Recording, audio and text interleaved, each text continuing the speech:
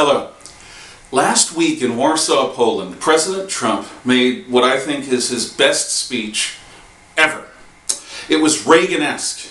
He talked about the West, Western civilization, its strength, its resiliency, and its ultimate triumph. President Trump talked about the West with pride, which is the way we Westerners should view our civilization. Our civilization gave us the Athenian democracy, the Greek philosophies, Roman Republic, and a decent idea of empire, the Christian faith and the Christian church, and the notion that even the king is under God's law, which was a precedent for the king going under man's law in England under Magna Carta.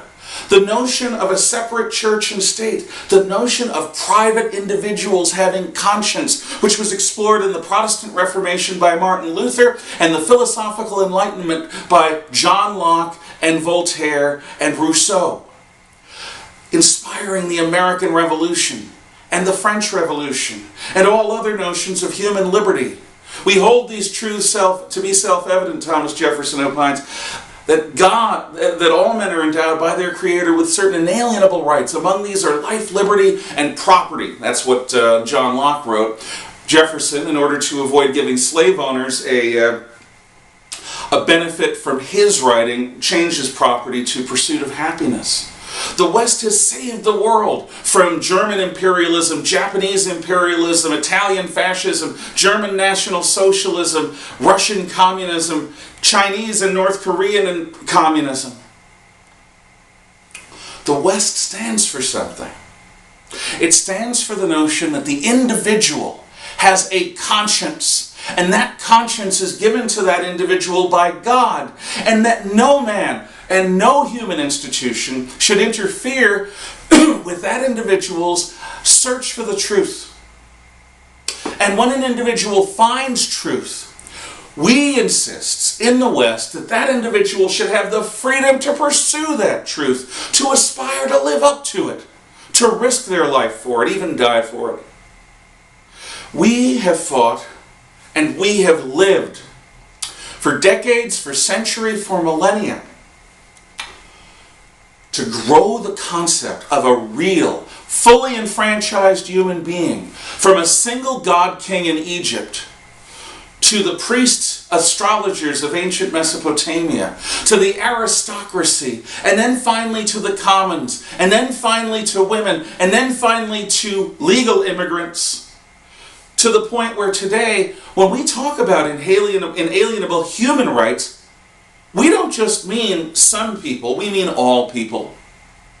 We in the West not only put men on the moon, but we gave men a society, and we give women and children and all human beings a society where they can explore reality and live according to the dictates of their conscience. This is a threat. It's a threat to dictators overseas, and it's a threat, unfortunately, to some people here at home. Most societies throughout human history and around the world today are not dominated by their best, or their brightest, or their most popular.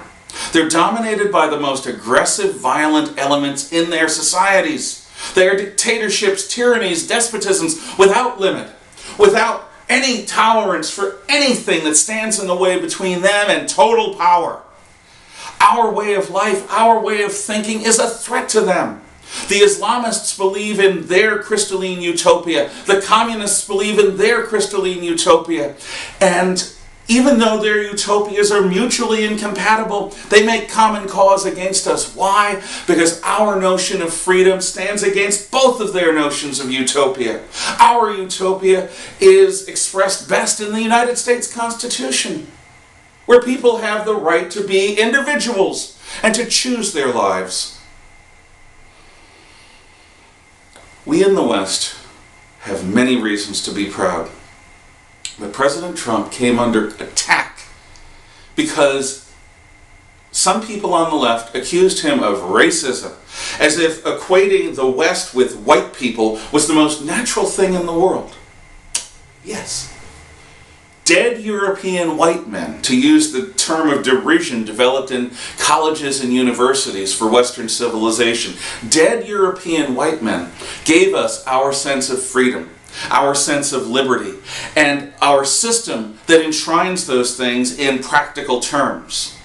They also gave us the moon, satellites, cures for epidemics, the international media. You get the good with the bad. Dead European white men originated Western civilization. But Western civilization is a universal civilization. Send us your poor, your tired, your huddled masses yearning to breathe free. Send these tempest-tossed to me, is the poem of Emma Lazarus on the Statue of Liberty. We are a universal civilization in that we invite anyone from any bloodline, from any soil on earth to come here and join us in freedom. The same people who criticized President Trump for using code words for racism when he talked proudly about Western civilization have complained that the video game Witcher 3: The Wild Hunt didn't have enough people of color because it was based on ancient Polish myths. Not many black people in Poland in the Middle Ages. The same people criticized the movie Dunkirk for not having enough people of color in the British Army in 1940, or in the German Army in 1940. I'm sorry, ladies and gentlemen, our liberal and progressive friends have gone off the rails. They are so obsessed with race. That's all they can see, apparently. How many black coaches are in the NFL? How many black managers are in baseball? How many women executives are in Bristol-Myers Squibb? How many LGBTQ alphabet soup people are on television openly living their lifestyle? All they see are these divisive characteristics of identity politics, unchosen birth characteristics. In the name of standing against racism, today's liberals and progressives are absolutely the most racially obsessed bigots in our society. To them, I'm an old white guy. Why listen to someone like me? My time has come and gone, not because of my ideas, but because I'm an old white guy. Actually, I'm Cuban, Puerto Rican, and Irish. We can do better than that. We in the West should learn about our past and our heritage and what we mean in the world. And once we do that, perhaps you, like me, will be inspired to, in your own way, become a guardian of the West, a proud advocate of the notion of universal human freedom and inalienable human rights, and each individual's duty to cultivate their conscience and develop their own sense of